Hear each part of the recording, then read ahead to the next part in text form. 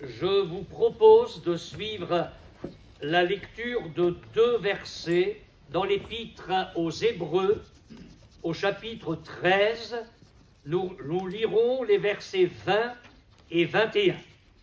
Épître aux Hébreux, chapitre 13, versets 20 et 21.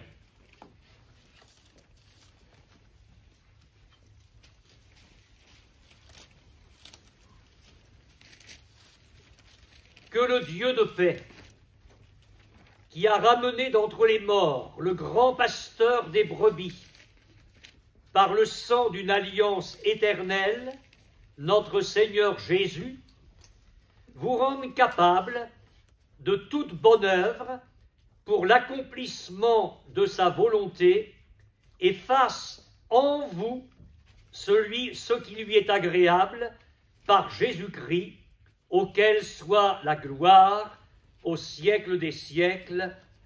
Amen. Amen. Amen. Amen.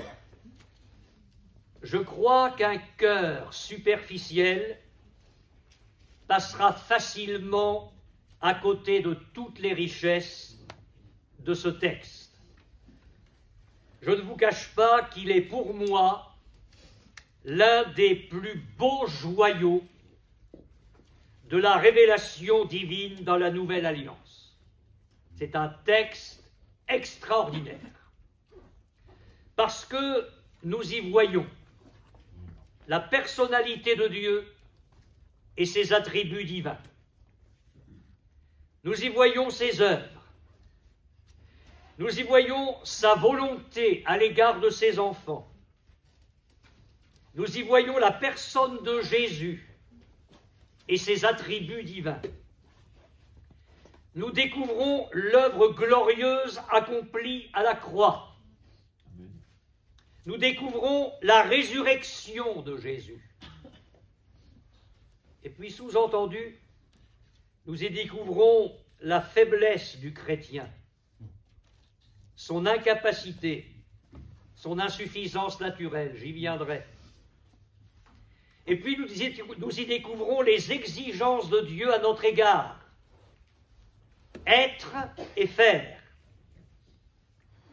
Nous y découvrons, et ce n'est pas la moindre des choses, notre victoire par Dieu en Jésus-Christ. Et puis nous découvrons le temps. Le temps, l'éternité en arrière, puisqu'il est question de Dieu. Le passé, la croix et la résurrection. Le présent, ce que Dieu veut faire en nous et par nous dès maintenant. Et puis l'éternité qui est devant nous, puisqu'il est question de la gloire au siècle des siècles. Et quand je vous dis qu'on peut passer à côté de toutes les richesses d'un tel verset, je vous lis tout de suite la transcription de Paroles vivantes à propos de ce texte.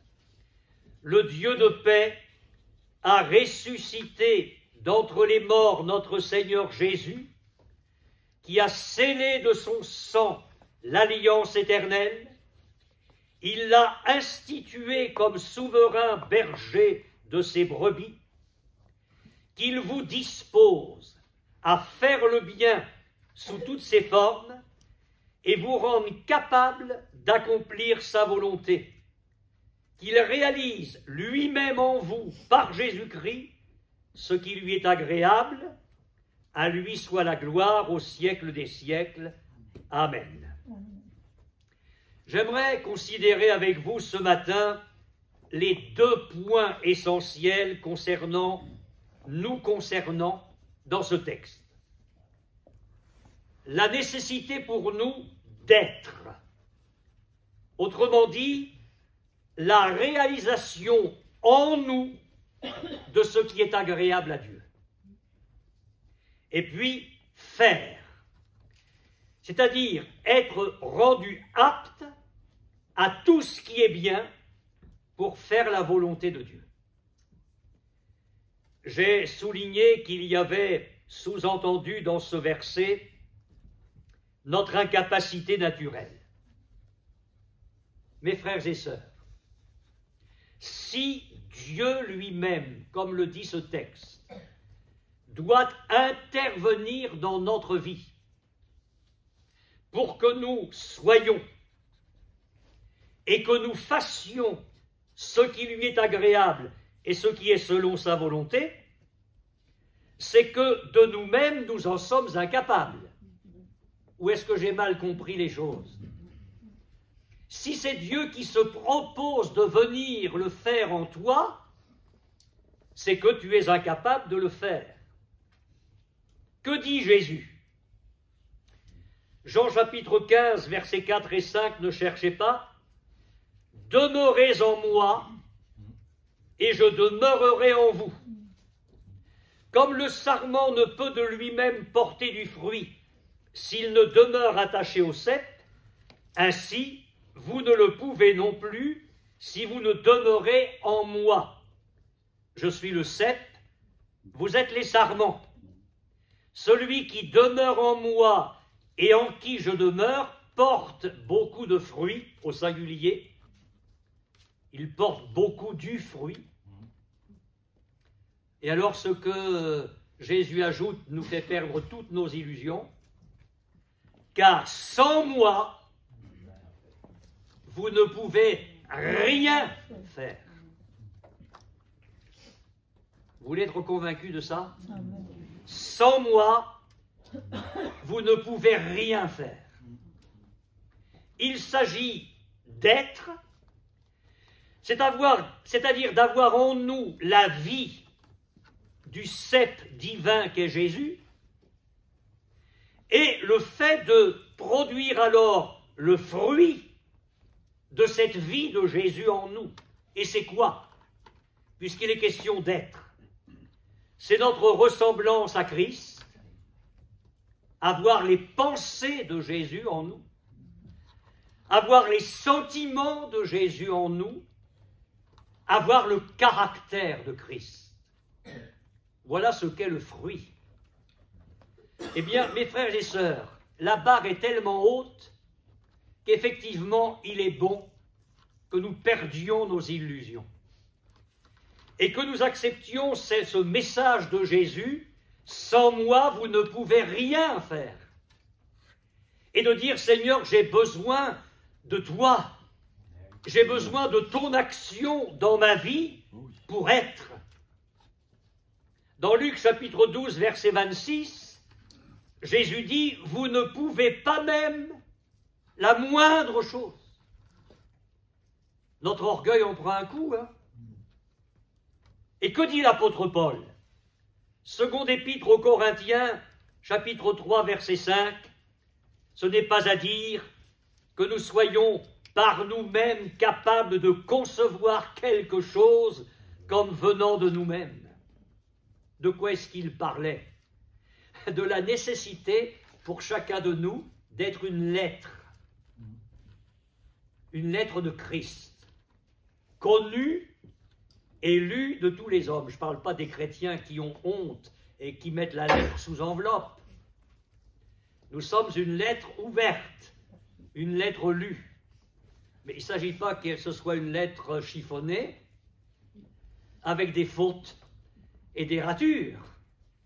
Il faut qu'elle soit la plus belle possible, parce que ceux qui la liront vont avoir une certaine image de ce qu'est l'Évangile et de ce qu'est Christ. Alors, en parlant de la nécessité d'être cette lettre de Christ, Paul dit, nous ne sommes pas capables de concevoir quelque chose comme venant de nous-mêmes. Êtes-vous convaincus que c'est Dieu qui va le faire? Amen. Sinon, je recommence. Hein. On reste sur ce point-là jusqu'à ce que vous soyez convaincus. Alors maintenant, avez-vous remarqué comment débute mon texte? Que le Dieu de paix. Vous avez en mémoire le culte de dimanche dernier? Oui. Et j'ai dit dans ce culte que si on a besoin de pain, on ne va pas chez le charcutier. Mais qu'il y a en notre Dieu, par contre, tout dans sa personne, tout ce dont nous avons besoin.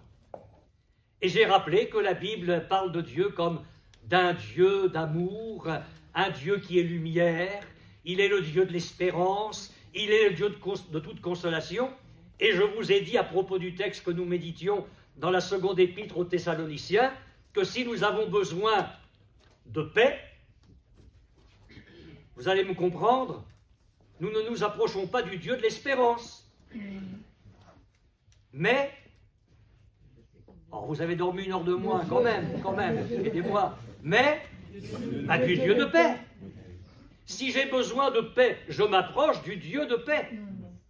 Oui, mais alors là, il y a un problème ce matin. Et vous allez me dire, mais, M. Vallière, il semble que ce texte contredise ce que vous avez dit dans votre message de dimanche dernier. Parce que ce texte-là ne nous parle pas d'un besoin de paix. Il nous parle de la nécessité d'être et de faire ce que Dieu attend de nous, d'être agréable à ses yeux. Alors, M. Vallière, comment ça se fait que l'auteur de l'Épître aux Hébreux ne parle pas du Dieu saint? Comment ça se fait qu'il ne dit pas le Dieu tout-puissant? Ce que vous avez dit dimanche dernier, ça ne tient pas. Si, ça tient toujours. Assurez-vous, ça tient toujours. Pourquoi est-ce que le Saint-Esprit a inspiré à l'auteur de l'Épître aux Hébreux cette notion du Dieu de paix? Pour diverses raisons. Je vous en donnerai 3 au fur et à mesure de mon message, mais voici la première. Puisque nous ne pouvons pas même la moindre chose. Suivez-moi bien. C'est très important pour votre encouragement. Puisque nous ne pouvons pas même la moindre chose pour être et pour faire ce qui est agréable à Dieu. Si nous essayons par nous-mêmes,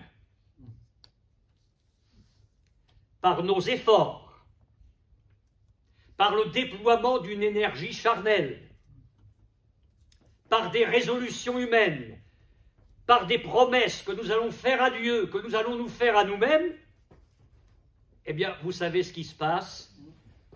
Nous essuyons des échecs constants, des défaites successives, dont le prolongement dans votre cœur et dans le mien, nous le savons par expérience, ce sont des tourments, de l'anxiété et du découragement.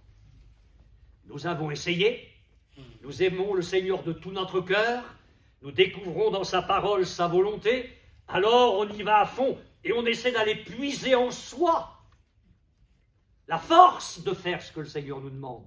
Mais tu seras découragé toute ta vie parce que tu n'y arriveras jamais. Et c'est là où nous avons besoin de laisser la place vacante du trône de notre vie, d'en sortir un bon coup et de dire au Seigneur, viens t'asseoir sur le trône de ma vie. Amen. Et je vais prendre conscience que c'est toi qui vas me rendre capable d'être et de faire.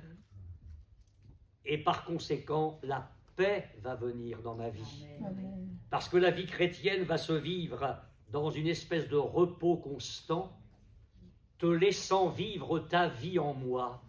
Et je comprends alors pourquoi ce texte magnifique de l'Épître aux Hébreux commence par le Dieu de paix. Maintenant, une question importante, et ça va être toute la trame de ce message. Comment cela peut-il se faire? Parce que vous avez remarqué, on est toujours d'accord avec ce que la Bible dit, mais on a des problèmes sur le comment. C'est la question qui nous brûle les lèvres chaque fois que Dieu nous parle de choses magnifiques, surnaturelles et qui nous dépassent infiniment. Le Seigneur Jésus parle à Nicodème un certain soir de la nécessité de naître de nouveau.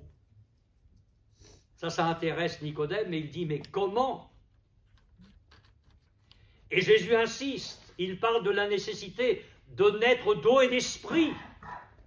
Et à nouveau, mais comment cela peut-il se faire? L'ange Gabriel vient dire à Marie, tu vas devenir enceinte, le saint enfant qui naîtra de toi sera appelé fils de Dieu. Et elle est d'accord avec ça. Mais aussitôt, et on la comprend, le mécanisme là se met en route. Mais comment cela va-t-il se faire? Alors avouez-le, ce matin, nous aussi on a nos comment. Et on en a un paquet. Hein. Que les sœurs aillent fouiller dans leur sac, ou les frères dans leur petit cartable, on en a des comment. Ah Seigneur, oui, ta parole nous offre une vie magnifique. Il y a plein de choses qui m'intéressent. Vivre une vie qui soit conforme à toi, mais je ne demande que ça. Ça doit être merveilleux de vivre tout ça. Mais comment? Alors j'aimerais vous laisser quelques textes d'une très grande beauté et qui peuvent engendrer beaucoup d'encouragement dans vos cœurs ce matin. Écoutez bien. 2 Corinthiens, chapitre 3, versets 5 et 6. Paul dit « Notre capacité, au contraire, vient de Dieu. » Ce matin, mon frère, ma sœur, dis dans ton cœur « Ma capacité, elle vient de Dieu. » Il nous a aussi rendus capables. Alors là, il le met dans le cadre de son ministère, mais on l'applique à toutes les sphères de notre vie. Il nous a aussi rendus capables d'être ministres d'une nouvelle alliance. Dans le cercle de ta vie, puisses-tu dire ce matin, Seigneur, je crois que tu me rends capable. Je ne le suis pas, mais je crois que tu me rends capable. 1 Corinthiens, chapitre 15, verset 10. Par la grâce de Dieu, je suis ce que je suis. Là, il est question d'être. Et sa grâce envers moi n'a pas été vaine. Et puis, il compare son travail à celui de ses collègues dans le ministère, non pas pour une comparaison humaine, prétentieuse, pas du tout, mais un constat seulement. Et il dit, loin de là, j'ai travaillé plus que tous. Non pas moi toutefois, mais la grâce de Dieu qui est avec moi. Et dans ce texte-là, vous avez être et faire. Par la grâce de Dieu, je suis. Par la grâce de Dieu, j'ai travaillé. Écoutez bien Philippiens 2,13. C'est Dieu qui produit en vous le vouloir et le faire selon son bon plaisir. Je suis allé voir le texte grec. Alors là, c'est très intéressant. Je vous lis le texte mot à mot. Ça ne veut pas dire grand-chose, parce que le mot à mot, c'est parfois bizarre, mais je vais quand même vous le lire. Dieu, je vous l'explique après, hein, si j'y arrive. Mais non, ne ris pas là. Ceux qui vont écouter ça sur le site, ils ne vont rien comprendre. Littéralement, Dieu, en effet, est le mettant en œuvre. Dieu est le mettant en œuvre. C'est-à-dire, il est celui qui met les choses en œuvre. Dieu est le mettant en œuvre en vous, le vouloir et le faire, et le mettre en œuvre. Parce que c'est ça qui est intéressant, qui n'apparaît pas dans la version seconde, mais qui est dans le texte original. C'est le même mot. Alors, vous m'avez suivi, j'espère. Dieu est le mettant en œuvre. Il est capable de tout. Qu'est-ce qu'il va faire en agissant dans ta vie? Il va déposer en toi ce qu'il est capable de faire lui. Il est le mettant en œuvre et il va déposer dans ton cœur le mettre en œuvre. Mais c'est magnifique, ça. Ça veut dire que si j'ouvre mon cœur à Dieu ce matin, au lieu de me compliquer, de m'éplucher, de voir toujours ce qui ne va pas, de dire « Seigneur, j'arrête avec tout ça », je crois que tu es le mettant en œuvre et que cette capacité de mettre en œuvre, tu vas la déposer dans mon cœur pour qu'avec ta grâce, je sois capable d'être et de faire. Écoutez bien, Ésaïe chapitre 26, verset 12, il y a 3 lignes dans le verset, je vous lis la 2e et la 3e. La 2e et la 3e. Car, tout ce que nous faisons, c'est toi qui l'accomplis pour nous. Mais c'est magnifique ça. Tout ce que tu vas commencer à faire, mon frère, si tu veux bien t'abandonner au Seigneur, c'est Dieu qui va l'accomplir pour toi. Mais là, ce matin, il y a un chemin qui s'ouvre devant nous, qui est magnifique, qui devrait nous faire bondir de joie. Tout ce que nous faisons, c'est toi qui l'accomplis pour nous. Pourquoi est-ce que j'ai lu la deuxième ligne et la troisième ligne et pas la première? Car tout ce que nous faisons, il y a donc un lien avec ce qui précède. Et qu'est-ce qui précède? Éternel, tu nous donnes la paix. Amen. Amen. Vous voyez comme tout se tient là? Amen. Éternel, tu nous donnes la paix, car tout ce que nous faisons, c'est toi qui l'accomplis pour nous. On retrouve la même pensée du Saint-Esprit dans notre texte de ce matin, le Dieu de paix. Alors, on en reste avec nos comment. Comment les choses vont-elles se faire? C'est Dieu qui le fait en nous.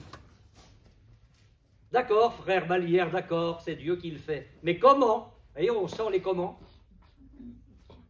Comment? Je laisserai trois choses ce matin. Dieu le fait par sa puissance de résurrection. Et là, je vous demande d'être très attentifs, c'est l'un des points les plus importants de ce message. Avez-vous remarqué ce que l'auteur de l'Épître aux Hébreux dit? Que le Dieu de paix, qui a ramené d'entre les morts le grand pasteur des brebis par le sang d'une alliance éternelle, notre Seigneur Jésus, vous rende capable. Donc, l'auteur, inspiré par le Saint-Esprit, va fixer mon cœur sur la puissance de résurrection qu'il y a en Dieu, pour me faire comprendre que cette puissance de résurrection, Dieu est disposé à la déployer dans ta vie et dans la mienne, pour me rendre capable de toute bonne œuvre. Puissance de résurrection. Littéralement, le Dieu de paix qui a fait remonter d'entre les morts notre Seigneur Jésus. Vous voulez venir avec moi au pied, tout près du tombeau? On peut faire ça en imagination un jour de Pâques. On arrive là, la pierre est roulée et le tombeau est vide. Essayez d'imaginer la puissance que Dieu le Père a déployée en son Fils pour le ressusciter d'entre les morts. L'apôtre Paul en parle dans sa lettre aux Éphésiens. Il l'a déployé en Christ en le ressuscitant des morts. Vous imaginez dans quel état était le corps de Jésus? Dans quel état était le corps de Jésus quand il a été déposé dans le sépulcre? Et il s'est écoulé presque 3 jours. Donc les choses ne se sont pas arrangées. Mais il était écrit dans la parole de Dieu qu'il n'était pas possible que les liens de la mort le retiennent captif. Et le dimanche matin de Pâques, avant que le soleil ne se lève, Dieu a fait se lever le soleil de justice. Il a déployé sa force en son Fils, en le ressuscitant d'entre les morts. Et l'apôtre Paul, je citais ce texte tout à l'heure, l'apôtre Paul priait pour que les Éphésiens comprennent quelle est l'infinie grandeur de la puissance de Dieu qui s'est manifestée justement en Jésus à la résurrection. Paul dit l'infinie grandeur de sa puissance, littéralement la surpassante grandeur de sa puissance. Juste une petite parenthèse et je reviens à cette notion-là. Le fait que Jésus soit ressuscité des morts, c'est une preuve que Christ a satisfait la justice divine. Christ est mort pour nos péchés, il est ressuscité pour notre justification. Romains chapitre 4, verset 25. Je pense que nous comprenons tous ça. Si Jésus n'avait pas satisfait la justice divine, à la croix, il serait resté dans la mort. Mais le fait que Jésus soit ressuscité, c'est la preuve que Dieu a été pleinement satisfait par le sacrifice substitutif de Jésus. Il a bien porté les péchés du monde entier sur lui-même et il les a expiés. Écoutez bien le psaume 85, les versets 10 et 11. Oui, son salut est près de ceux qui le craignent, afin que la gloire habite dans notre pays. La justice et la paix s'embrassent. Ce sont deux sœurs qui font partie de la famille spirituelle de Dieu. La justice et la paix. Et la parole de Dieu me dit que ces deux sœurs-là s'embrassent. La justice et la paix. Parce que Christ, ayant satisfait la justice divine, Dieu est pour moi un Dieu de paix. Amen. Et la paix de Dieu peut venir dans mon cœur. Et c'est la seconde raison pour laquelle il est question dans mon texte ce matin du Dieu de paix. À cause de l'œuvre parfaite de Christ, Dieu est disposé à être pour moi un Dieu de réconciliation, un Dieu de paix. Il l'est envers ses créatures, mais j'ose le dire principalement envers ses enfants. Je ferme la parenthèse. On revient à la puissance de résurrection. Cette même puissance qui a été déployée en Christ pour sa résurrection va être à l'œuvre en nous pour nous rendre capables d'être et de faire. Est-ce que nous sommes prêts à croire ça? Il me semble que Dieu nous a parlé de foi ce matin. Oui. Il nous a demandé dans quel Dieu, quelle sorte de Dieu dans lequel nous croyons. Je vous demande de réfléchir à ça. Au fait que la puissance qui a été déployée dans le corps de Jésus pour le ressusciter, c'est la même puissance que Dieu veut déployer dans ta vie pour que tu sois et que tu fasses. Alors là, nous ne pouvons que jeter aux pieds du Seigneur nos défaites et dire, Seigneur, il y a quelque chose qui nous a manqué dans notre compréhension, dans notre appréhension de la victoire qui est en Christ. Il n'est pas normal que nous nous traînions, que nous ayons une vie médiocre, alors que tu veux nous projeter dans ta puissance de résurrection. L'apôtre Paul a écrit aux Éphésiens, à celui qui peut faire, par la puissance qui agit en nous, infiniment au-delà de tout ce que nous demandons ou pensons. Éphésiens 3:20, il le fait par sa puissance. Et je comprends l'apôtre Paul qui écrit dans sa lettre aux Philippiens, au chapitre 3, verset 10, il désirait connaître Christ. Comment ça, Paul, tu ne connais pas le Seigneur? Alors, le chemin de Damas, t'as oublié? Et puis ton ministère, les guérisons, les miracles, les prédications formidables qui ont amené des foules au salut, les démons chassés, comment? Écoutez, si Paul disait « Je désire connaître Christ », devenons humbles. Hein.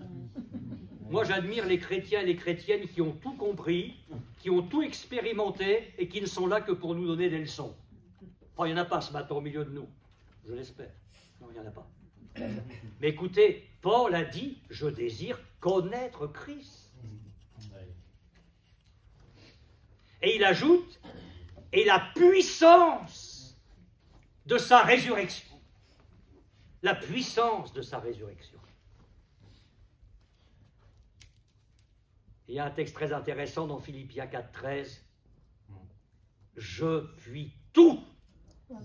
C'est un orgueilleux, Paul. Mais je n'ai pas fini. « Je puis tout par celui qui me fortifie. » Amen. Alors un point très important, suivez-moi bien, cette puissance de résurrection sous-entend une mort préalable et un retour à la vie. Comment voulez-vous que Dieu ressuscite Jésus si Jésus n'est pas mort?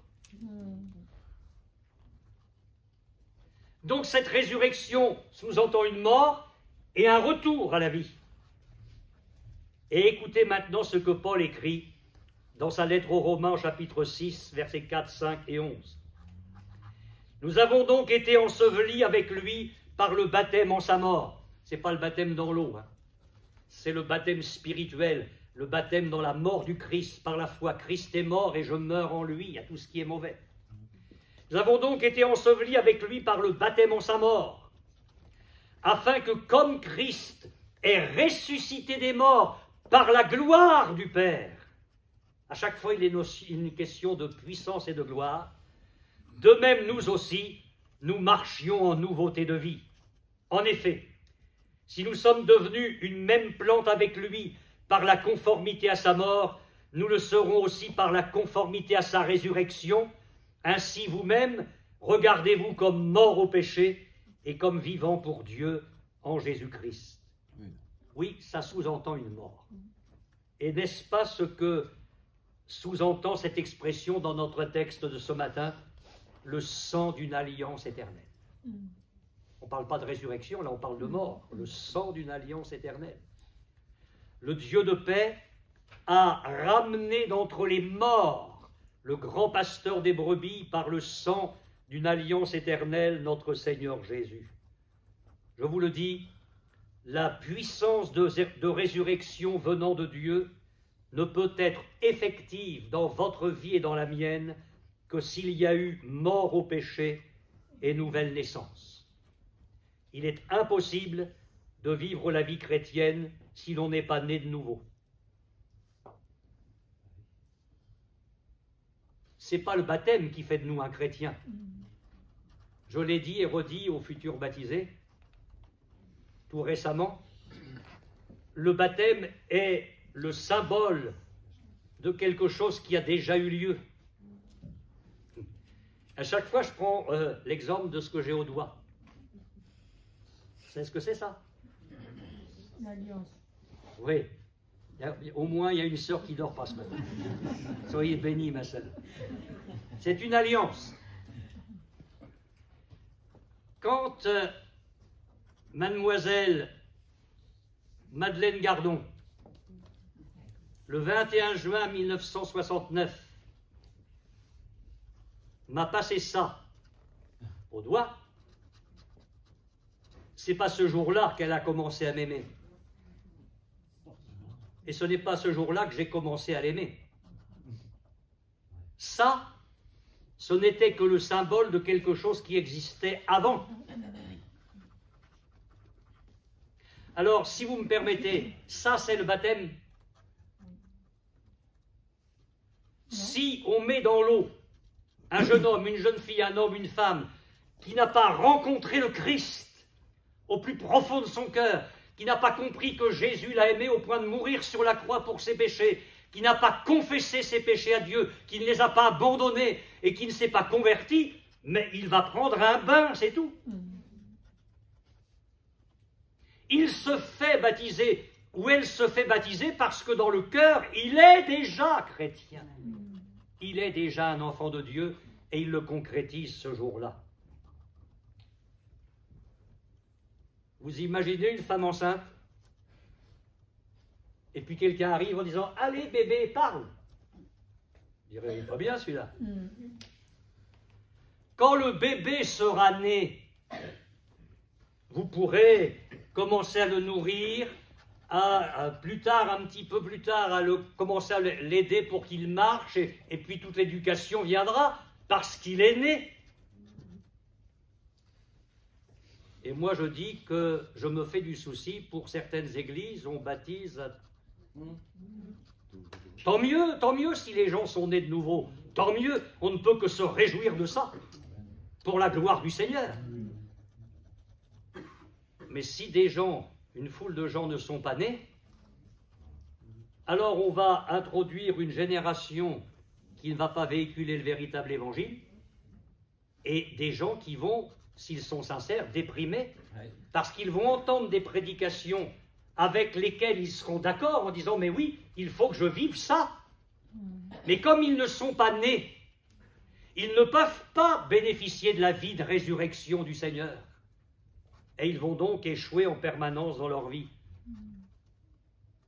On m'a dit, dans le passé, plusieurs sont venus me voir, ici, à Caen ou ailleurs. Monsieur Balière, c'est depuis qu'on entend votre message qu'on s'est converti. On s'est rendu compte que on avait été baptisé, mais on n'était pas converti. Supposons que ce soit le cas de quelqu'un au milieu de nous ce matin. Est-ce que ça sera le désespoir pour toi, mon frère ou ma sœur? Pas du tout. Qu'est-ce qu'il faut faire? Ben, il faut naître. Et tout simplement, tu vas dans ta chambre, tu t'enfermes, et tu dis au Seigneur, j'ai jamais vécu ça, mais je ne peux pas passer une journée de plus sans te donner ma vie. Je n'ai pas besoin de choses extraordinaires. Je prends conscience des choses. Seigneur, je me repens de mes péchés. De tout mon cœur, je t'apporte ma vie. Je crois dans ton sacrifice sur la croix pour moi. Je crois que tu es mort à ma place. Et je crois que le sang de Jésus me purifie de tous mes péchés. Amen. Et vous allez naître de nouveau. Amen. Et à ce moment-là, une vie de victoire va commencer pour vous. Amen. Oui, une vie de résurrection si on est mort d'abord. Vous étiez morts par vos offenses et par vos péchés, mais Dieu qui est riche en miséricorde nous a rendus à la vie avec Christ. Nous avons été ensevelis avec lui par le baptême en sa mort, et puis nous sommes ressuscités avec lui par la foi en la puissance de Dieu. Éphésiens 2:10, nous avons été créés en Jésus-Christ pour de bonnes œuvres que Dieu a préparées d'avance pour nous, afin que nous les pratiquions. Et c'est la troisième raison pour laquelle il est fait mention du Dieu de paix. Il faut être réconcilié avec Dieu pour avoir le privilège de vivre de sa vie de résurrection. Étant donc justifiés par la foi, nous avons la paix avec Dieu. Romains 5:1, ben là on n'est pas dans Ésaïe, mais on a les deux sœurs qui s'embrassent. Étant justifiés par la foi, nous avons la paix, la justice et la paix. Alors ça, c'est la première réponse du comment. C'est-à-dire, on n'est pas sorti. Les deux points suivants vont être très courts. Le deuxième, c'est la foi. C'est la foi. Il suffit de placer notre foi dans cette puissance de Dieu qu'il veut déployer pour nous afin de nous amener dans sa victoire. Et la troisième chose, c'est notre intime communion avec Christ. Regardez encore avec moi Hébreux 13:21. Il vous rend capable de toute bonne œuvre pour l'accomplissement de sa volonté et fasse en vous ce qui lui est agréable par Jésus-Christ. Et quant au verset précédent, il est question du sang de l'alliance éternelle, notre Seigneur Jésus. Tout va se faire, mon frère, ma sœur, dans ta communion intime et profonde avec Christ. Amen.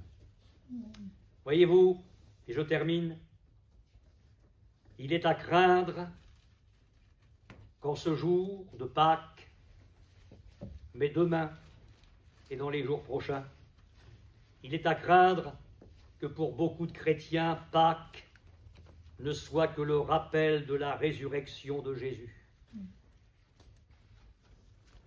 Je peux me souvenir de ça comme d'un événement qui malheureusement peut être en dehors de ma propre vie chrétienne. Pâques, mon frère, ma sœur, c'est aussi la glorieuse réalité de la puissance de Dieu pouvant agir en toi aujourd'hui et demain et chaque jour pour te rendre capable d'être et de faire ce qui est agréable à ton Dieu. Je voudrais vous citer pour finir un texte qui résume absolument tout ce que nous avons dit ce matin. Ne le cherchez pas, c'est dans Colossiens, chapitre 1er, versets 10 et 11, où Paul nous exhorte à marcher d'une manière digne du Seigneur et lui être entièrement agréable, portant des fruits en toutes sortes de bonnes œuvres. Il s'agit bien d'être et de faire. Et croissant par la connaissance de Dieu, et s'il y avait encore un comment, Eh bien, je vous le donne. Fortifié à tous égards par sa puissance glorieuse. Être, faire, en étant fortifié par la puissance glorieuse du Seigneur. Et tout cela, pour qu'au bout de quelques années, on dise « Ah oui, le chrétien que je suis ?» C'est vrai que l'autre, il a des progrès à faire. Je patiente, je suis condescendant, mais quand même, il y a quelques mètres au-dessus, hein. Ben alors là, c'est que sa puissance glorieuse n'aurait pas agi, hein. Vous avez remarqué la fin du verset? Agréable à Dieu par Jésus-Christ, auquel soit la gloire. Au siècle des siècles. Si Dieu parvient à te rendre capable d'être et de faire, si c'est vraiment son œuvre, à lui sera toute la gloire. Et il y aura une telle grâce sur ta vie, même à ton insu, que tu donneras envie aux autres de vivre ça. Des frères et sœurs dans la foi, mais aussi parce que nous sommes le sel de la terre, des gens qui ne connaissent pas encore le Seigneur. Je ne sais pas si ça vous est arrivé, mais au contact de certains croyants, moi je ne suis pas encouragé, je suis irrité. Ne me jugez pas. Hein. Mais je ne sais pas, je n'arrive pas à l'expliquer, je ne sais pas. J'ai envie de démonter le mécanisme, mais j'ai l'impression que ce n'est pas la gloire à Jésus. Ça se transpire dans la façon d'être, dans la façon de parler, je ne sais pas, ça me fait drôle. Mais quand vous avez quelqu'un qui est au bénéfice de l'huile qui coule, qui vient d'en haut, et ça se fait ça, vous avez beau écouter l'huile qui coule, vous n'entendrez rien. Moi je crois dans cette action bienfaisante qui n'est pas tapageuse, mais qui est l'œuvre du Seigneur, l'attouchement du Saint-Esprit sur une vie. C'est magnifique, et au contact de tels chrétiens, on se fait du bien. Que Dieu, mon frère, ma sœur, nous rende capables de toute bonne œuvre et qu'il fasse en nous ce qui lui est agréable par Jésus-Christ. Amen. Accorde-nous ta grâce, donne-nous d'emporter avec nous, Seigneur, dans notre cœur cet encouragement, cette véritable promesse de vivre une vie pure, sainte, d'avoir le caractère de Jésus et d'entrer aussi dans les œuvres bonnes que tu as préparées d'avance pour nous, afin que nous les pratiquions. Oh, que ta bénédiction soit sur ton peuple ce matin. Donne-nous d'emporter dans nos maisons ta grâce et ta vie, que si quelqu'un est arrivé découragé, lassé, il puisse sortir fortifié par l'onction de ton esprit. Je te loue, Seigneur, dans le nom de Jésus. Amen. Amen.